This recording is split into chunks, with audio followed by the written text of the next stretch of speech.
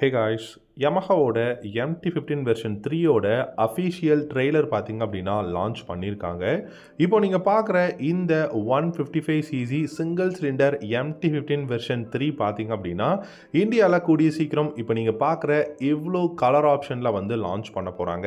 இந்த பைக்கில் நம்ம சொன்ன மாதிரியான mono focus by functional LED headlamps வந்து கொடுத்துருக்காங்க.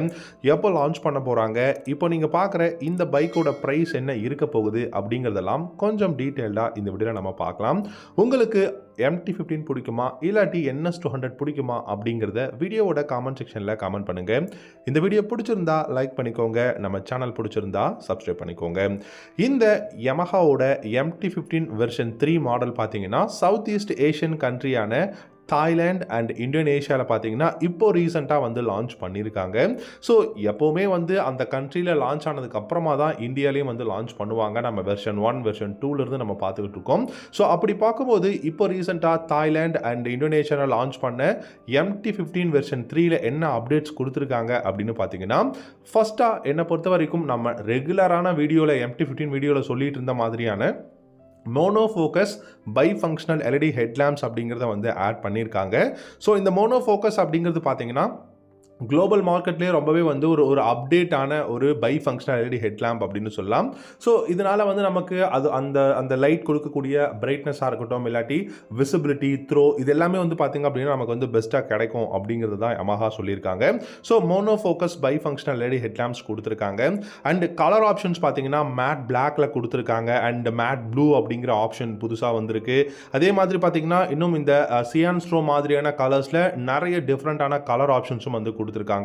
கண்டிப்பாக ரேசிங் ப்ளூ அப்படிங்கிறது நம்ம Yamahaல இல்லாமல் இருக்காது, அந்த கலரும் வந்து கொடுத்துருக்காங்க.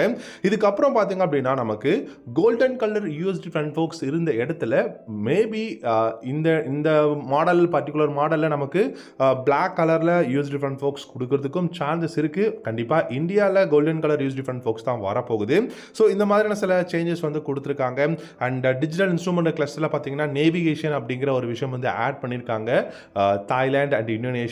ஸோ கண்டிப்பாக இந்தியாவிலையும் நம்ம ரெகுலரான வீடியோஸில் சொல்லிட்டு இருக்கிற மாதிரி இந்த MT15 வெர்ஷன் 3ல நேவிகேஷன் அப்படிங்கிற ஒரு விஷயம் வந்து ஆட் பண்ண போகிறாங்க அப்படிங்கிறது அஃபிஷியலாகவே வந்து கன்ஃபார்ம் பண்ணியிருக்காங்க. ஸோ அப்படி இருக்கும்போது கண்டிப்பாக இந்த MT15 வெர்ஷன் 3ல நேவிகேஷன் இருக்க போகுது. ஸோ ஜிபிஎஸ் இருக்கும்போது டெஃபினட்டாக நமக்கு ஒரு நல்ல யூஸ். ஏன்னா ஆல்ரெடி பார்த்தீங்கன்னா டிஜிட்டல் இன்ஸ்ட்ருமெண்ட் கிளஸ்டர் ப்ளூடூத் கனெக்ஷனும் அவைலபிளாக இருக்குது. ஸோ அதனால் call connect and disconnect music on and half பண்ணிக்க முடியும். இந்த மாதிரி நிறைய ஃபெசிலிட்டிஸ் வந்து பார்த்தீங்கன்னா இந்த கிளஸ்டரில் இருக்குது. அண்ட் அது மட்டும் இல்லாமல் இந்த பைக்கை பார்த்தீங்க அப்படின்னா நம்ம ஏதாவது ஸ்லைட்லி சேஞ்ச் பண்ணுவாங்க அப்படின்னு நினச்சோம். பட் இந்த மாடல் வந்து மேபி வெர்ஷன் 3யோட டிஸ்கண்டினியூ பண்ண போகிறாங்களா அப்படிங்கிறது தெரியல. டிசைன் சேஞ்சஸ் எதுவுமே கிடையாது. ஜஸ்ட் பார்த்தீங்க அப்படின்னா mono focus by functional LED headlamps கொடுத்துருக்காங்க.